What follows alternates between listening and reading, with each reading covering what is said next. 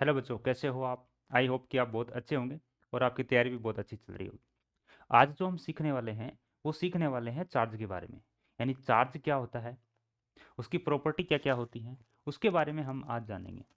ठीक है, तो आइए स्टार्ट करते हैं कि चार्ज क्या होता है। तो देखिए, चार्ज की यदि हम बात करें चार्ज की यदि हम बात करें तो चार्ज क्या होता है, एक मैटर की प्रॉपर्टी होती है। चार्ज की यदि हम बात करें तो एक चार्ज क्या होता है, चार्ज एक मैटर की प्रॉपर्टी होती है। चार्ज चार्ज क्या होता है, एक मैटर की प्रॉपर्टी होती है। अगर कोई भी ऑब्जेक्ट पे चार्ज है तो उस ऑब्जेक्ट को यदि चार्ज ऑब्जेक्ट के पास लेके जाएंगे तो वो एक दूसरे पर रिएक्ट करेंगे। ऐसे हम नहीं बता सकते देख के कि इस ऑब्जेक्ट पे चार्ज है कि नहीं।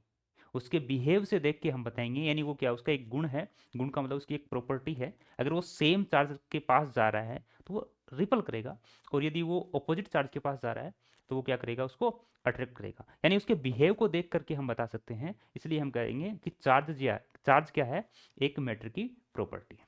ठीक है, चार्ज हम दो टाइप के देखते हैं, एक पॉजिटिव चार्ज और एक नेगेटिव चार्ज। एक हम देखते हैं पॉजिटिव चार्ज और एक हम देखते हैं नेगेटिव चार्ज। अब ये पॉजिटिव चार्ज कैसे आता है और नेगेटिव चार्ज कैसे आता है और किस प्रकार से ये वर्क करता है, इसके बारे में समझते हैं।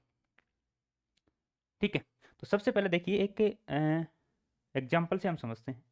मान लीजिए हमारे पास ये है एक ऑब्जेक्ट, और मैं कहूँगा कि ये ऑब्जेक्ट यानी कि बॉडी है जो है न्यूट्रल। न्यूट्रल का मतलब ये होता है कि इस पे जो नेट चार्ज है वो जीरो है। इसका मतलब ये नहीं है कि इसके अंदर चार्ज नहीं है। इसका मतलब ये है कि इसके पास जो चार्ज की प्रॉपर्टी है ओवरऑल शो करने की, वो पावर नहीं है अभी। अगर वो पावर इसको दे दी जाए, ओवरऑल चार्ज को शो करने की एक पावर इसको दे दी जाए, तो ये जो है एक चार्ज शो कर देगा। अब देखिए, इस पे जो हम बात कर रहे हैं कि नेट चार्ज जीरो है, इसका मतलब है कि इस पे जितने पॉजिटिव चार्ज हैं उतने इसके पास नेगेटिव चार्ज हैं। अगर हम पॉजिटिव चार्ज को प्रोटॉन से डिनोट कर दें, अगर पॉजिटिव चार्ज को हम प्रोटॉन से डिनोट कर दें और नेगेटिव को हम इलेक्ट्रॉन की तरफ बोल दें और पॉजिटिव को हम बोल दें प्रोटॉन, तो मैं कहेंगे नंबर ऑफ प्रोटॉन और नंबर ऑफ इलेक्ट्रॉन इक्वल है। इसलिए ये जो ऑब्जेक्ट है ये नेट चार्ज जीरो शो कर रहा है, यानी ये किसी भी चार्ज की तरह बिहेव नहीं कर रहा। ठीक है, अब यदि हम इसमें से इस चार्ज को अनबैलेंस कर दें, या तो इसमें से हम एक इलेक्ट्रॉन निकाल लें या एक इलेक्ट्रॉन हम इसको दे दें। प्रोटॉन के साथ तो हम छेड़छाड़ कर नहीं सकते, क्योंकि इसको अगर छेड़छाड़ करेंगे प्रोटॉन के साथ तो एनर्जी भी ज़्यादा चाहिए, और दूसरा ये सेंटर में बैठा है। तो इस प्रकार से हमें इस प्रोटॉन पे तो छेड़छाड़ करेंगे नहीं, यानी प्रोटॉन को तो हम कहीं लेके जाएंगे नहीं। जो भी काम करना है वो इलेक्ट्रॉन का करेंगे। जब भी ट्रांसफर होगा चार्ज, जितना भी हम चार्ज ट्रांसफर करेंगे वो इलेक्ट्रॉन से ही करेंगे। यानी एक बॉडी पे इलेक्ट्रॉन जा सकते हैं और वो आ भी सकते हैं। ठीक है, यानी इलेक्ट्रॉन ट्रेवल कर सकते हैं। अगर हम एक ही बार में अगर बोलूँ तो मैं कि इलेक्ट्रॉन जो है वो ट्रेवल कर सकते हैं, प्रोटॉन ट्रेवल नहीं करेगा। अब यहाँ से मान लीजिए मैं एक इलेक्ट्रॉन को अनबैलेंस कर लूँ। जैसे मान लीजिए ये ऑब्जेक्ट था, इसमें से मैंने एक इलेक्ट्रॉन को अनबैलेंस कर लिया। ये लो, यहाँ पे पहले तीन पॉजिटिव थे, अभी भी तीन पॉजिटिव हैं, और यहाँ पहले तीन नेगेटिव थे, अब इसके पास मैंने कर दिया दो नेगेटिव। दो नेगेटिव दे दिए इसको, यानी ये तीन पॉजिटिव थे समझने के लिए, और इसको दो नेगेटिव दे दिए। अब इसके पास क्या है, एक जो पॉजिटिव चार्ज है वो ज़्यादा है। इसका मतलब इस पूरी बॉडी पे क्या आ जाएगा, यानी हम ये कहूँगा कि ये जो बॉडी है, ये जो ऑब्जेक्ट है, ये किसकी तरह बिहेव करने लग जाएगा, ये एक पॉजिटिव चार्ज की तरह बिहेव करने लग जाएगा। यानी इस पर क्या आ गया, पॉजिटिव चार्ज आ गया। इसी प्रकार से यदि मैं इसको एक इलेक्ट्रॉन और दे दूँ, इसके पास तीन तीन थे, मैं इसको इलेक्ट्रॉन दे दूँ, ये लो, मान लीजिए इसके पास ये पहले तीन थे और ये तीन इलेक्ट्रॉन थे तो बैलेंस हो गए थे। एक इलेक्ट्रॉन और दे दिया, मतलब इसके पास एक नेगेटिव चार्ज ज़्यादा हो गया, और नेगेटिव चार्ज ज़्यादा होने के कारण ये जो है बॉडी, ये कैसा चार्ज शो कर देगी, ये एक नेगेटिव चार्ज शो कर देगी। यानी ये बॉडी किसकी तरह बिहेव करेगी, नेगेटिव चार्ज की तरह बिहेव करने लग जाएगी। ठीक है, यानी हम इससे ये समझ पाए हैं कि जब भी हमारे को किसी बॉडी को चार्ज करना है तो उसके लिए हमें क्या करना पड़ेगा, उसके लिए हमें करना पड़ेगा इलेक्ट्रॉन की कमी या अधिकता। यानी या तो इलेक्ट्रॉन लेने पड़ेंगे या इलेक्ट्रॉन देने पड़ेंगे। अब यदि मैं एक ही वर्ड में बोलूं तो जो पॉजिटिव चार्ज आया है, पॉजिटिव चार्ज आया है, पॉजिटिव चार्ज किसके कारण आया है, देखो ये पॉजिटिव जो चार्ज आया है ये किसके कारण आया है, इलेक्ट्रॉन के लॉस के कारण आया है। यानी यदि पॉजिटिव चार्ज किसी ऑब्जेक्ट में या कोई ऑब्जेक्ट पॉजिटिव चार्ज शो कर रहा है, इसका मतलब उसमें से इलेक्ट्रॉन का क्या हुआ है, लॉस हुआ है। यानी लॉस ऑफ इलेक्ट्रॉन क्या शो करेगा, पॉजिटिव चार्ज करेगा। यदि ऑब्जेक्ट में इलेक्ट्रॉन का लॉस हुआ है तो पॉजिटिव चार्ज बढ़ेंगे। मतलब प्रॉपर्टी उसकी बिहेव बढ़ेगा पॉजिटिव चार्ज, या फिर मैं कहूँ कि वो पॉजिटिव चार्ज जो है वो फ्री हो जाएगा। ठीक है, तो यानी इलेक्ट्रॉन का जो लॉस है वो पॉजिटिव चार्ज शो करेगा। और नेगेटिव चार्ज की मैं बात करूँ तो इलेक्ट्रॉन का जो गेन है, किसी ऑब्जेक्ट में इलेक्ट्रॉन गेन हो रहे हैं तो वो कैसा चार्ज शो करेगा, नेगेटिव चार्ज शो करेगा। ठीक है, तो इलेक्ट्रॉन का गेन नेगेटिव चार्ज, इलेक्ट्रॉन का लॉस पॉजिटिव चार्ज। ठीक है, अब ये देखो इलेक्ट्रॉन का गेन हो रहा है, इलेक्ट्रॉन का लॉस हो रहा है, यानी इलेक्ट्रॉन जा रहे हैं एक ऑब्जेक्ट से दूसरे ऑब्जेक्ट पे, इलेक्ट्रॉन आ रहे हैं दूसरे ऑब्जेक्ट से किसी ऑब्जेक्ट पे, तो यानी इलेक्ट्रॉन ट्रेवल कर रहे हैं, तो इलेक्ट्रॉन के पास होता है मास, तो वो बिना मास तो चल नहीं सकते, इसका मतलब वो मास भी साथ लेके आ रहे होंगे। तो इस कंडीशन में इलेक्ट्रॉन का जब लॉस हुआ तो मास का भी क्या हो रहा है, लॉस हो रहा है, यानी मास भी क्या हो रहा है उसका, कम हो रहा है। और इसमें जो इलेक्ट्रॉन का गेन हुआ है, इसका मतलब इलेक्ट्रॉन क्या हो रहे हैं, बढ़ रहे हैं, इसका मतलब मास भी क्या है, इंक्रीज हो रहा है। ठीक है, मास भी क्या हो रहा है, इंक्रीज हो रहा है। ठीक है, तो ये तो बात हुई हमारे पास पॉजिटिव चार्ज और नेगेटिव चार्ज की। अब हमने ये बात तो कर ली कि इलेक्ट्रॉन को हम बढ़ा दें, इलेक्ट्रॉन हम निकाल लें, यानी इलेक्ट्रॉन को लॉस कर दें और इलेक्ट्रॉन का क्या कर दें, गेन कर दें। तो ये ऐसे तो हो नहीं सकता कि किसी ऑब्जेक्ट को पकड़ा उस पर से इलेक्ट्रॉन निकाल ले भाई आ इधर, और ऐसे हो भी नहीं सकता किसी इलेक्ट्रॉन को किसी ऑब्जेक्ट को हम ऐसे इलेक्ट्रॉन दे दें। इसके लिए एक प्रोसेस होगी जो हम एनसीईआरटी में पढ़ते हैं, वो पढ़ते हैं हम चार्जिंग मेथड। और चार्जिंग मेथड में हम 3 मेथड पढ़ते हैं। चार्जिंग मेथड, इसको 3 तरीके से समझते हैं। देखो, सबसे पहला हम बात करेंगे चार्जिंग बाई फ्रिक्शन, यानी किसी ऑब्जेक्ट को चार्ज करेंगे, उसके लिए हमारे पास पहला है charging by friction. Charging by friction, charging by friction, charging by friction. ठीक है, तो चार्जिंग बाई फ्रिक्शन में क्या होगा उसको हम समझते हैं। मान लीजिए हमारे पास 2 बॉडी हैं, एक बॉडी हमारे पास है ए और दूसरी बॉडी है हमारे पास बी। ये एक बॉडी है ए और ये दूसरी बॉडी है बी। हम इन दोनों को रब करवा रहे हैं, इन बॉडी को क्या कर रहे हैं, रब कर रहे हैं।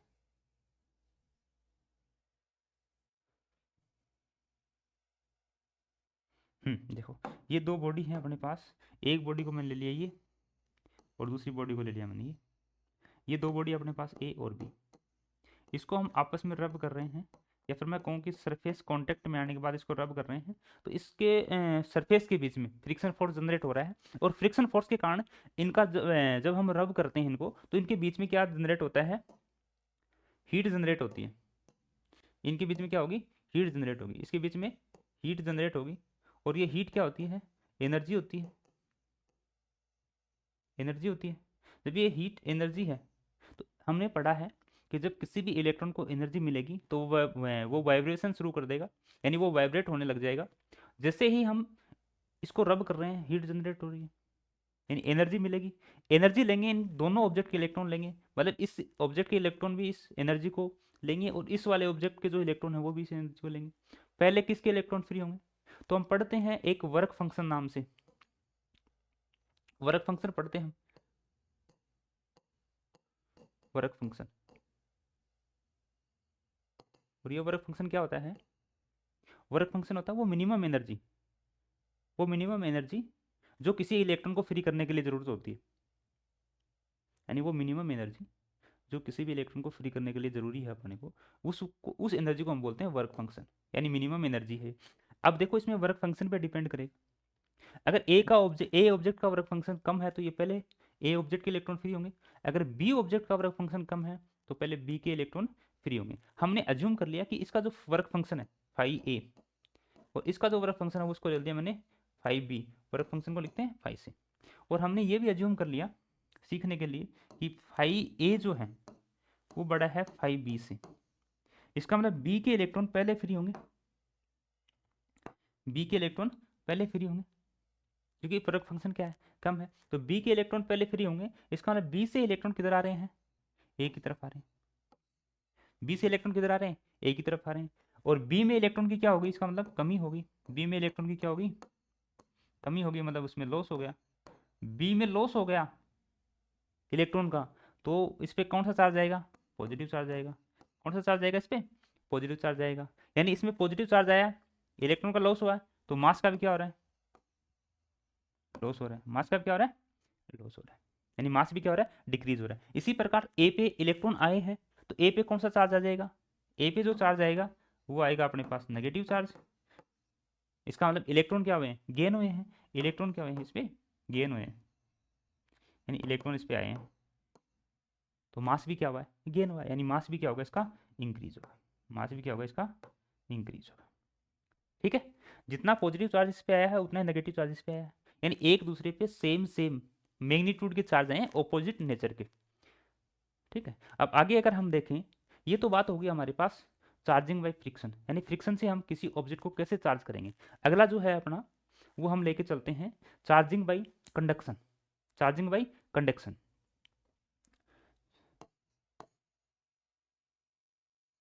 Charging by conduction, conduction. अब कंडक्शन से कैसे चार्ज करेंगे किसी ऑब्जेक्ट को, वो देखिए। कंडक्शन से हम चार्ज करेंगे किसी भी ऑब्जेक्ट को, देखिए इसमें क्या करते हैं हम, एक बॉडी तो ले लेते हैं चार्ज, और दूसरी बॉडी ले लेते हैं हम अनचार्ज। ये तो हमने चार्ज बॉडी ले ली जिसको हमने ए बोल दिया, और ये हमने एक अनचार्ज बॉडी ले ली जिसको हमने बी बोल दिया।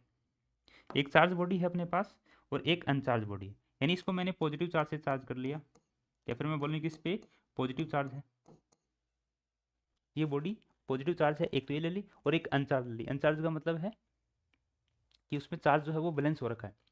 इसको हमने क्या किया, एक वायर से कनेक्ट करवा दिया। जैसे इसको वायर से कनेक्ट करवाएंगे तो ये पॉजिटिव चार्ज इस पे आ जाएगा, लेकिन पॉजिटिव चार्ज तो चलता ही नहीं, पॉजिटिव चार्ज तो चलता ही नहीं। इसका मतलब इसमें से कुछ इलेक्ट्रॉन भागेंगे यहाँ से और वो इसके पास चले जाएंगे और एक दूसरे को कैंसिल आउट करेंगे, पॉजिटिव और नेगेटिव चार्ज, और इस पे इलेक्ट्रॉन की क्या हो जाएगी, कमी हो जाएगी, यानी इसमें इलेक्ट्रॉन का क्या हो गया, लॉस हो गया। तो इस ऑब्जेक्ट पे इलेक्ट्रॉन के लॉस के कारण कौन सा चार्ज आ जाएगा, पॉजिटिव चार्ज आ जाएगा। इलेक्ट्रॉन के लॉस के कारण कौन सा चार्ज आ जाएगा इस पे, पॉजिटिव चार्ज आ जाएगा। यानी ये बी ऑब्जेक्ट मैंने आपको यहाँ दिखाया, इसमें से इलेक्ट्रॉन का क्या हो गया, लॉस हो गया, तो यहाँ पे कौन सा चार्ज आ जाएगा, पॉजिटिव चार्ज आ जाएगा, कौन सा चार्ज आ जाएगा, पॉजिटिव चार्ज आ जाएगा। अब और पढ़ते हैं इसको आगे। एंड इस प्रकार से हम कंडक्शन पे क्या कर लिया, कंडक्शन से ऑब्जेक्ट को चार्ज कर लिया। अब हम इस पे ध्यान क्या रखना अपने को, इसमें अपने को ये ध्यान रखना है कि ये जो चार्ज आया है, चार्ज ट्रेवल किया, चाहे इलेक्ट्रॉन किया हो, लेकिन चार्ज जो ट्रेवल किया ये कब तक चलता रहेगा। भाई कब तक ये चलता रहेगा, मतलब ये है कि इसमें जो चार्ज आएगा ये किस प्रकार से डिस्ट्रीब्यूट होगा, ए में किस प्रकार से होगा, बी में किस प्रकार से होगा। तो देखिए ये जो चार्ज होता है ये कब तक चलता रहेगा, ये जब तक चलता रहेगा जब potential of A equal to potential of B नहीं हो जाए, यानी ए ऑब्जेक्ट की पोटेंशियल और बी ऑब्जेक्ट की पोटेंशियल बराबर नहीं हो जाए, तब तक ये चार्ज का फ्लो होता रहेगा। और जैसे ही ये बराबर हो जाएगी चार्ज का फ्लो रुक जाएगा। इसका मतलब इस पर चार्ज का डिस्ट्रीब्यूशन देखना हो तो पोटेंशियल को क्या कर दें, इक्वल कर दें। ठीक है, दूसरी बात मैं ये पूछूं कि अगर ये दोनों ऑब्जेक्ट हैं, इस इक्वल इक्वल चार्ज कब जा सकता है, इक्वल इक्वल चार्ज तब जाएगा जब दोनों ऑब्जेक्ट आइडेंटिकल हो, इसकी शेप एंड साइज क्या हो, इक्वल हो और सेम मटेरियल की हो, तो क्या हो सकता है, इस पे इक्वल इक्वल चार्ज आ सकता है, वरना इस पे इक्वल चार्ज नहीं जाएगा। फिर किससे जाएगा, पोटेंशियल इक्वल होने तक इसमें चार्ज का क्या होता रहेगा, डिस्ट्रीब्यूशन होता रहेगा। ठीक है, तो ये हो गया अपने पास कंडक्शन। कंडक्शन में क्या होता है, दो एक ऑब्जेक्ट चार्ज होता है, दूसरा ऑब्जेक्ट अनचार्ज होता है, दोनों को कनेक्ट करवाते हैं, जिसमें इलेक्ट्रॉन का फ्लो होता है और चार्ज का डिस्ट्रीब्यूशन हो जाता है। ठीक है, अब यदि हम बात करें तीसरे वाले की, दो तो हमने पढ़ ली, चार्जिंग बाई फ्रिक्शन और चार्जिंग बाई कंडक्शन। अगर हम तीसरे की बात करें वो है चार्जिंग बाई इंडक्शन। तीसरा कौन सा अपना, charging by induction, charging by induction.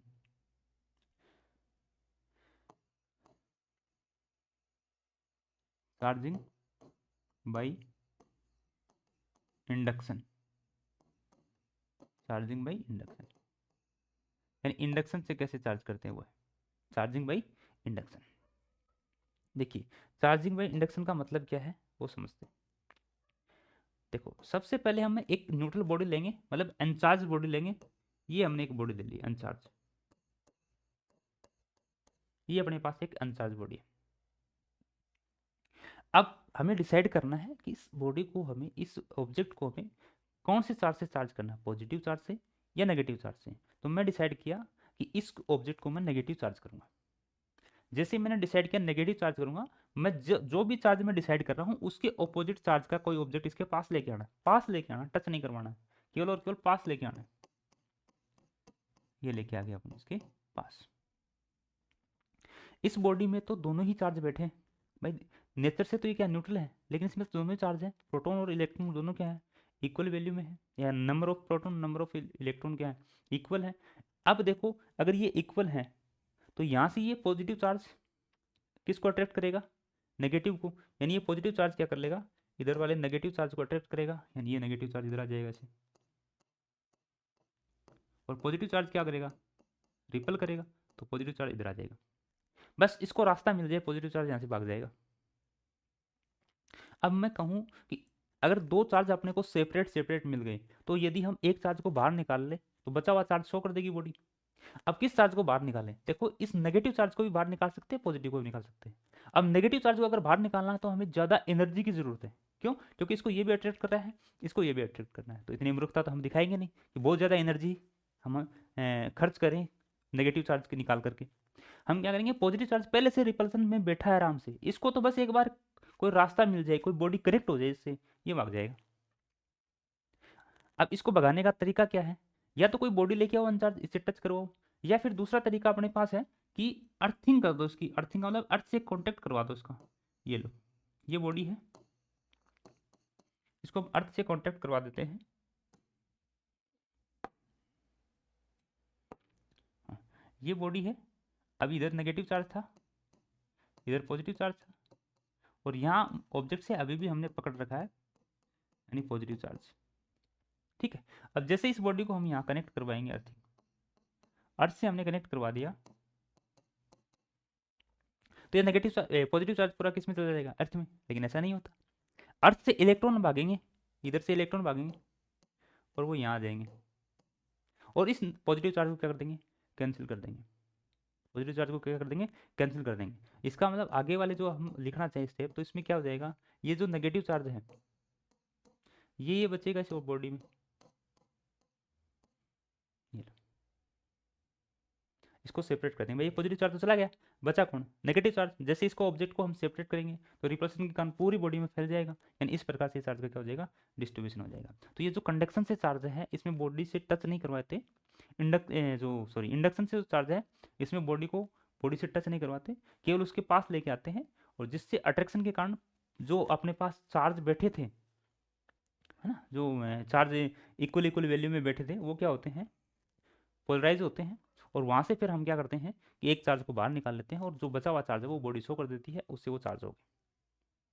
ठीक है, इस प्रकार से हम क्या कर सकते हैं, किसी भी ऑब्जेक्ट को चार्ज कर सकते हैं। अब यदि हम बात करें इसकी प्रॉपर्टी की, चार्ज की जो प्रॉपर्टी है उसकी यदि हम बात करें, तो चार्ज के पास क्या क्या प्रॉपर्टी होती है। देखो चार्ज जो है, एक प्रॉपर्टी ये होगी, पॉजिटिव चार्ज को रिपल करता है, नेगेटिव चार्ज को रिपल करता है, पॉजिटिव नेगेटिव चार्ज एक दूसरे को अट्रैक्ट करते हैं, यानी इसमें एक तो अट्रैक्शन और रिपल्शन की पावर होती है। ठीक है, दूसरा ये स्केलर क्वांटिटी है, तो डायरेक्ट हम जैसे मैथ की कैलकुलेशन करते हैं उस प्रकार से हम चार्ज की कैलकुलेशन कर सकते हैं, जैसे Q1 plus Q2 plus Q3, ऐसे डायरेक्ट इसको क्या कर सकते हैं, ऐड कर सकते हैं नेट क्यू निकालने के लिए। एंड दो प्रॉपर्टी होगी, अट्रैक्शन रिपल्सन की होगी, दूसरी इसको हम क्या कर सकते हैं, डायरेक्ट ऐड कर सकते हैं क्योंकि ये स्केलर क्वांटिटी है। तीसरी की हम बात करें तो चार्ज जो है वो चाहे रेस्ट में रहे, क्यू चाहे रेस्ट में रहे और चाहे क्यू मोशन में रहे, उसकी वैल्यू में कोई फर्क नहीं पड़ेगा। अगर 5 कूलम का चार्ज रेस्ट में बैठा है तो भी 5 कूलम का ही है, और अगर वो दौड़ रहा है यानी चल रहा है मोशन में तो भी 5 कूलम का ही है। इसका मतलब उसकी वैल्यू में कोई भी फिर चेंजमेंट नहीं आएगा। चौथी अगर हम बात करें conservation of charge, conservation of charge का मतलब क्या है कि चार्ज जो पहले था वही चार्ज बाद में रहेगा, पूरे सिस्टम का चार्ज बाद में रहेगा, यानी conservation of charge, conservation of charge, conservation of charge. इसमें क्या करेंगे, ऐसे समझे, मान लीजिए हमारे पास एक ये बॉडी, ठीक है, यही है सेम बॉडी, इसको मैं दो जगह बना लेता हूँ समझने के लिए। और इसमें क्या है, कुछ बॉल रखी हुई है, एक बॉल ये रखी हुई है, एक बॉल ये रखी हुई है, एक ये और एक ये चार चार बॉल हैं, इसमें भी यही है, दोनों एक ही हैं, दोनों बॉक्स एक ही इसको समझने के लिए हमने ऐसा लिया। अब हम क्या करते हैं कि इस बॉडी पे मान लेते हैं कि ये वाली जो बॉल है इस पे प्लस का 5 कूलम चार्ज है, इस पे माइनस का 4 कूलम चार्ज है, इस पे माइनस का 3 कूलम चार्ज है और इस पे प्लस का 2 कूलम चार्ज है, या फिर मैं इसको प्लस 3 कूलम चार्ज कर लेता हूँ।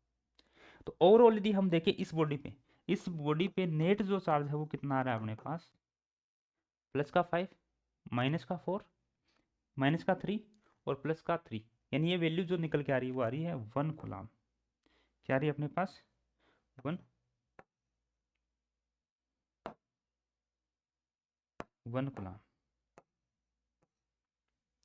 सेम ऐसे ही है। अब इसको हमने इस बॉक्स को हिलाया तो कोई न कोई बॉल इससे टकराई होगी, किसी बॉल में इंडक्शन के कारण चार्ज गया होगा, किसी बॉल में कंडक्शन के कारण चार्ज गया होगा और किसी बॉल में फ्रिक्शन के कारण, मतलब फ्रिक्शन कंडक्शन और वो इंडक्शन के कारण इसमें चार्ज का क्या हुआ होगा, ट्रांसफर हुआ होगा। तो इसमें इस प्रकार से हमने देखने के बाद पाया कि इसमें 7 कूलम का चार्ज मिला हमारे को, इसमें हमारे को 3 कूलम का चार्ज मिला और इसमें हमारे को प्लस 3 कूलम का चार्ज मिला और इसमें हमारे को माइनस का 2 कूलम चार्ज मिला।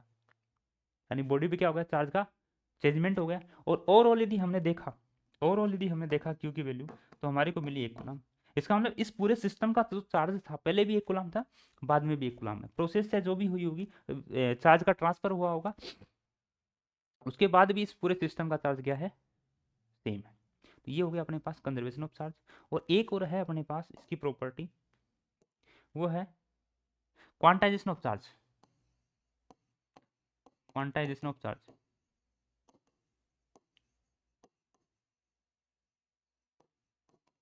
Quantization of charge, quantization of charge. ये क्या होता है कि जैसे हमने कहा कि इलेक्ट्रॉन चले जाएंगे, या फिर मैं कहूँ किसी भी ऑब्जेक्ट पे चार्ज किस प्रकार से रह सकता है, उसके बारे में हमें ये बताता है क्वांटाइजेशन ऑफ चार्ज। ये कहता है कि जो चार्ज रो रहेगा किसी भी बॉडी में, वो चार्ज कैसे रहेगा, Q equal to plus minus n e, यानी इलेक्ट्रॉन के चार्ज के मल्टीपल में भी ही किसी ऑब्जेक्ट पे चार्ज रह सकता है। या फिर मैं कहूँ किसी ऑब्जेक्ट से चार्ज का जो ट्रांसफर है वो किसके मल्टीपल में होगा, इलेक्ट्रॉन के चार्ज के मल्टीपल में होगा। यानी मिनिमम जो चार्ज होगा वो कितना होगा, एक इलेक्ट्रॉन के बराबर, एक इलेक्ट्रॉन के चार्ज के इक्वल। ठीक है। तो इस प्रकार से हमने ये चार्ज की कुछ प्रॉपर्टी देखी, चार्ज के बारे में देखा कि चार्ज किस प्रकार से बॉडी पे आता है। अब हम करते हैं इस पे कुछ प्रैक्टिस क्वेश्चन, करें। तो आइए, सबसे पहला question, when an object is positively charge by friction, किसी ऑब्जेक्ट को हमने फ्रिक्शन से पॉजिटिवली चार्ज किया। इसका मतलब क्या हुआ कि पॉजिटिवली चार्ज कब होता है, जब किसी भी ऑब्जेक्ट में इलेक्ट्रॉन की कमी होती है, यानी इलेक्ट्रॉन का क्या होता है, लॉस होता है। तो जो बॉडी हमारे को या फिर मैं बोलूँ जो बॉडी है वो कैसा चार्ज शो करती है, पॉजिटिव चार्ज शो करती है। यानी इलेक्ट्रॉन का क्या होना चाहिए, लॉस। तो ऑब्जेक्ट लॉस सम इलेक्ट्रॉन, कुछ इलेक्ट्रॉन का उसने लॉस कर दिया, जिसके कारण वो बॉडी कैसी बन गई, पॉजिटिव चार्ज बन गई। ठीक है। नेक्स्ट, इतना चार्ज है अपने पास माइनस में, इसका मतलब इलेक्ट्रॉन आए हैं। Charge is given an oil drop, एक ऑयल ड्रॉप को हमने इतना चार्ज दिया है, तो नंबर ऑफ इलेक्ट्रॉन बताने अपने को, नंबर ऑफ इलेक्ट्रॉन कितने। जब चार्ज दिया है तो Q equal to n e से हम चेक कर लेते हैं कितने इलेक्ट्रॉन गए।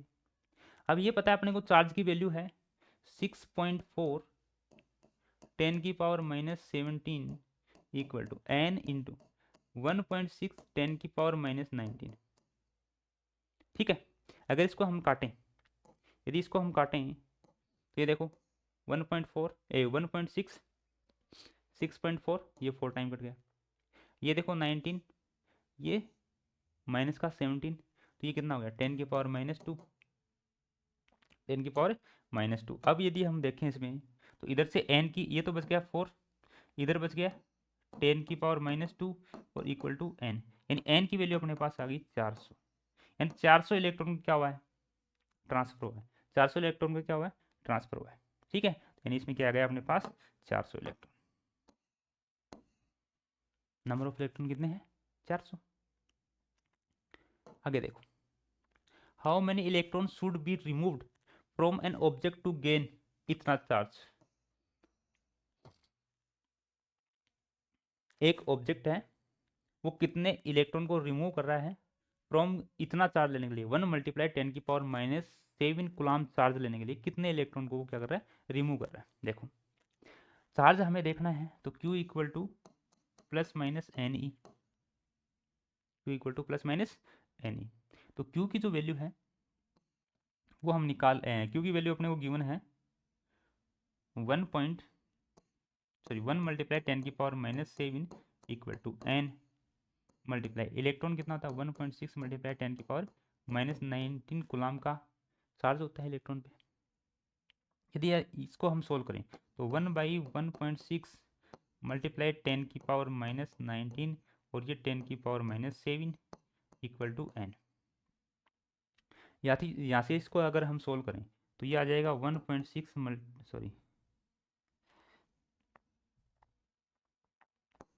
1 मल्टीप्लाई 10⁻⁻ का हो गया +12 डिवाइड बाई 1.6। अगर इसको हम सोल्व करें तो ये आ जाएगा 10/16 मल्टीप्लाई 10⁻+12, ये 5 टाइम, ये 8 टाइम।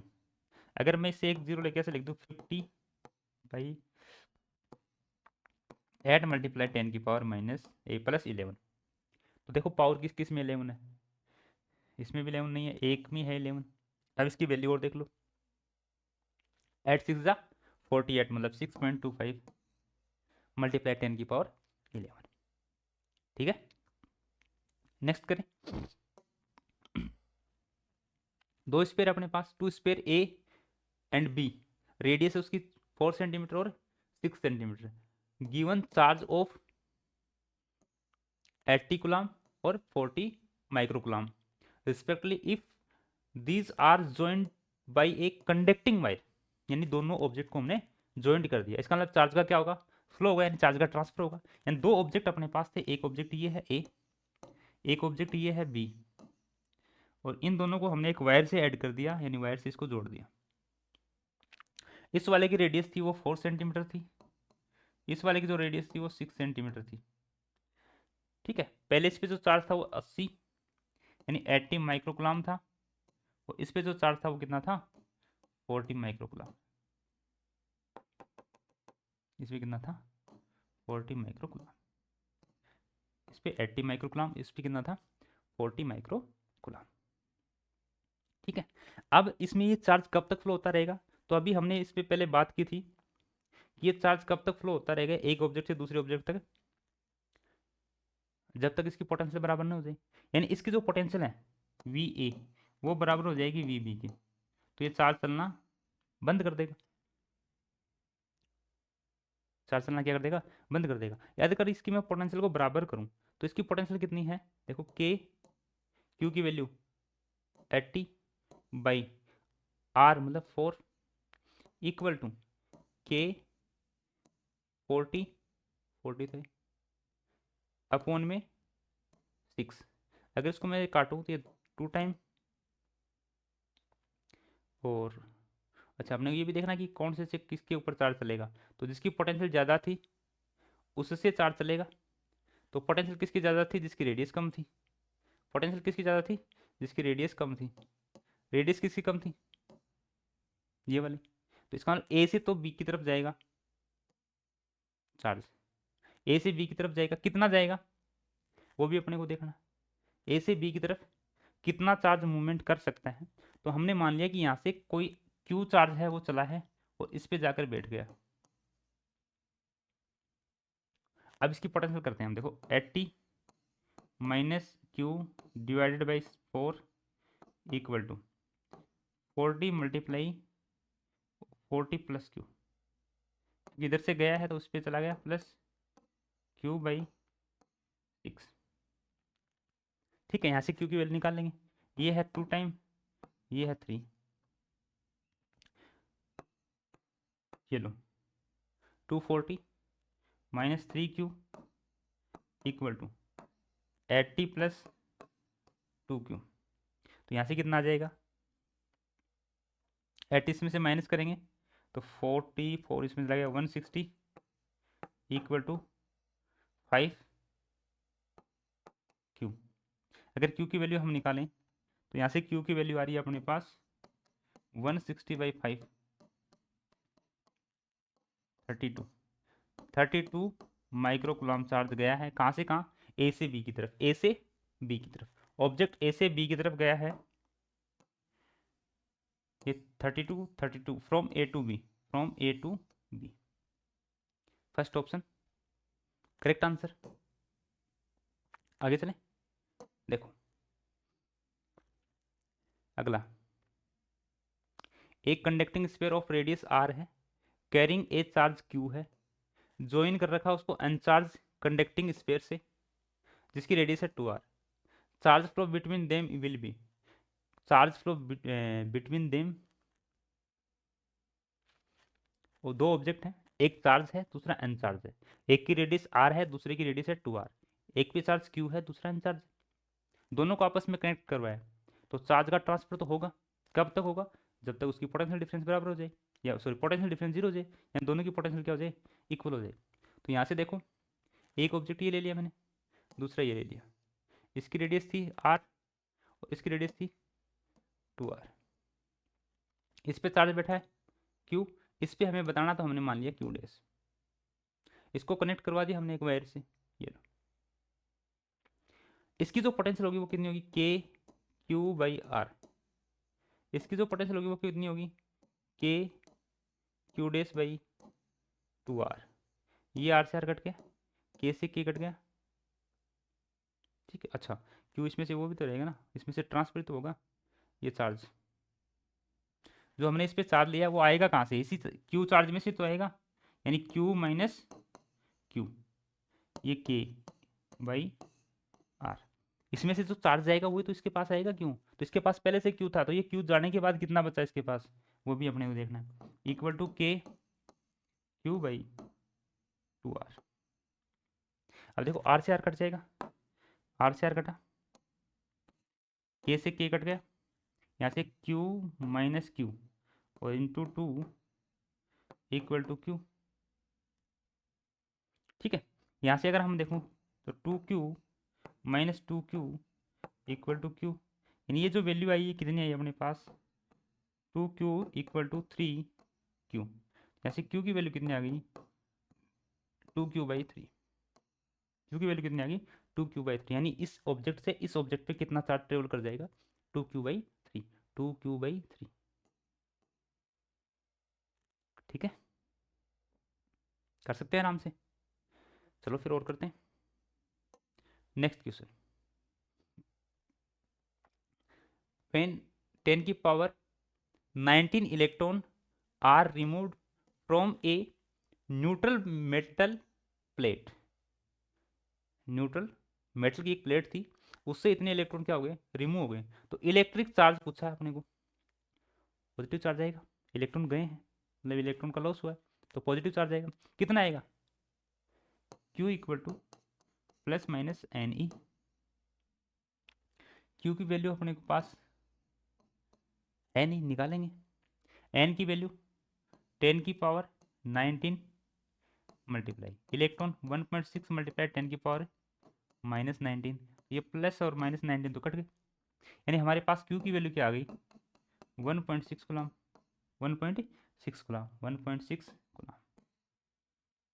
यानी जब इतने इलेक्ट्रॉन जाएंगे 10 की पावर 19 इलेक्ट्रॉन किसी ऑब्जेक्ट पे ट्रांसफर हो जाएंगे, तो उस ऑब्जेक्ट पे जो चार्ज आएगा वो कितना आएगा?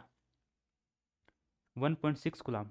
जिससे गए हैं यानी जिसमें से लॉस हुआ उस पर पॉजिटिव चार्ज, और जिसके पास गए हैं यानी गेन हुए वहाँ पे क्या आएगा?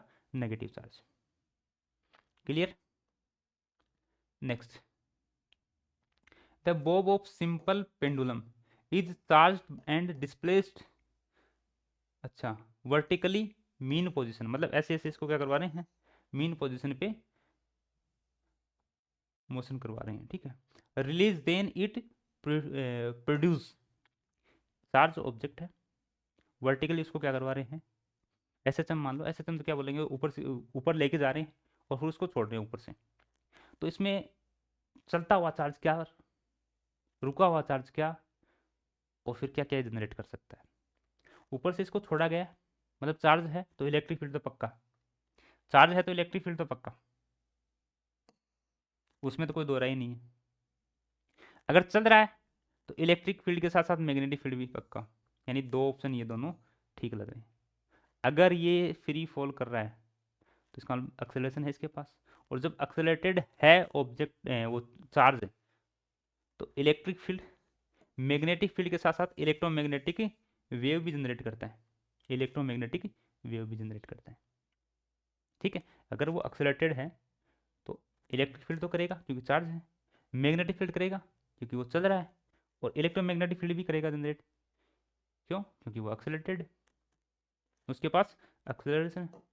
Next, two sphere of equal mass A और बी, दो स्पेयर हैं जो इक्वल मास के हैं, given positive Q and negative Q charge, mass M है, दोनों का मास सेम है, एक को हमने पॉजिटिव क्यू चार्ज दिया, एक को हमने नेगेटिव क्यू चार्ज दिया। अब आपके माइंड में आ रहा होगा पॉजिटिव चार्ज दिया इसका मतलब है कि पॉजिटिव चार्ज तो इलेक्ट्रॉन गए, इसका मतलब इसमें तो इलेक्ट्रॉन का क्या हुआ है, लॉस हुआ है, तो इसमें तो मास क्या आएगा, पहले वाले में ए में मास ऑफ ए तो क्या होगा, डिक्रीज होगा। दूसरे वाले में अगर हम देखें तो नेगेटिव चार्ज आया, मतलब मास क्या हुआ है, गेन हुआ है, क्योंकि नेगेटिव चार्ज आया, इलेक्ट्रॉन, नंबर ऑफ इलेक्ट्रॉन बढ़े, तो जब इलेक्ट्रॉन बढ़े तो इसका मतलब मास भी क्या होगा, बढ़ा है। अब देख लो क्या कहना है अपने को, ऑप्शन चेक करने हैं, मास of A is increase, mass of A is decrease, increase तो नहीं है क्योंकि मास तो क्या हो रहा है उसका, कम हो रहा है, पॉजिटिव चार्ज है, इलेक्ट्रॉन गए। Mass of B is increase, हाँ मान लेंगे, लेकिन चारों ऑप्शन पढ़ेंगे, आंसर तो मिल गया लेकिन चारों ऑप्शन पढ़ेंगे।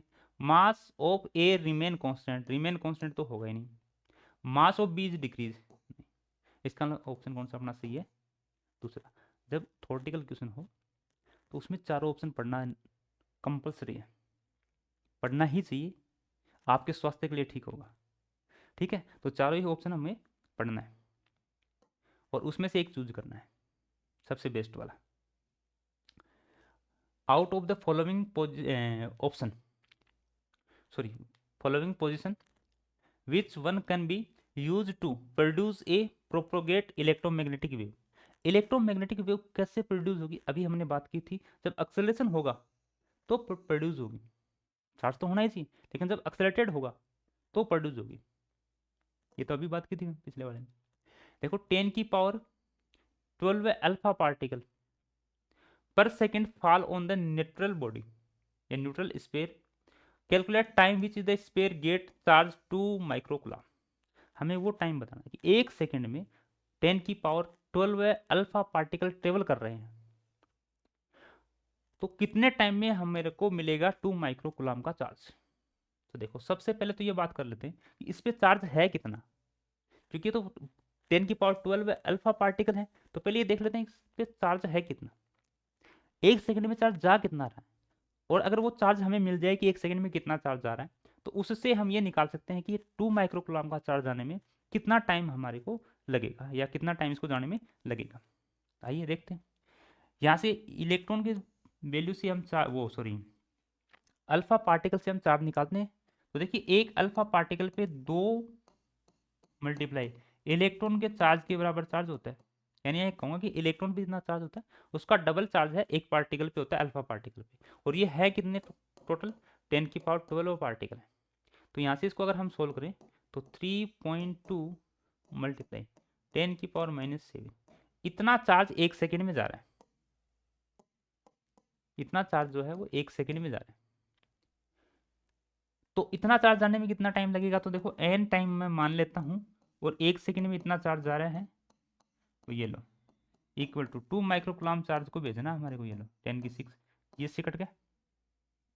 आगे इसको हम सोल्व करें, ये बच गया 10 की पावर -1, तो एन की वैल्यू क्या आ रही है 2/3.2 मल्टीप्लाई 10 की पावर -1। अगर इसको हम थोड़ा और आगे सोल्व करें, थोड़ा क्या करना ही पड़ेगा अपने को, तो 20/32 मल्टीप्लाई 10, तो इसको मैं लिख देता हूँ 200, ये ऊपर भेज दिया माइनस वाला, ये हो गया 200 ये। देखो इसको हम काटेंगे तो ये कट जाएगा 25 टाइम, और ये कट जाएगा 4 टाइम। अगर इसका डिवाइडेशन देखें तो अपने पास ये आएगा सेकंड में कितना आ रहा है 6.6 6.25 सेकेंड, 6.25 सेकेंड, यानी इसको चार्ज को कितना टाइम लगेगा जाने में, 6.25 सेकेंड, जब पर सेकेंड 10⁻12 है। अल्फा पार्टिकल जा रहे हैं तो इसको चलने में कितना टाइम लगेगा, यानी इसको पूरा जाने में कितना टाइम लगेगा, 2 माइक्रोकूलम। ठीक है, तो आज के लिए इतना। आज हमने चार्ज के बारे में पढ़ा, चार्ज की प्रॉपर्टी पढ़ी, उसकी हमने क्वेश्चन सोल्व किए। अगला जो लेक्चर होगा वो कूलम्ब्स लॉ पे होगा, उस पर भी हम शॉर्ट में पढ़ते हुए काफ़ी क्वेश्चन सोल्व करेंगे। तो आज के लिए इतना ही। Thank you. Okay, bye.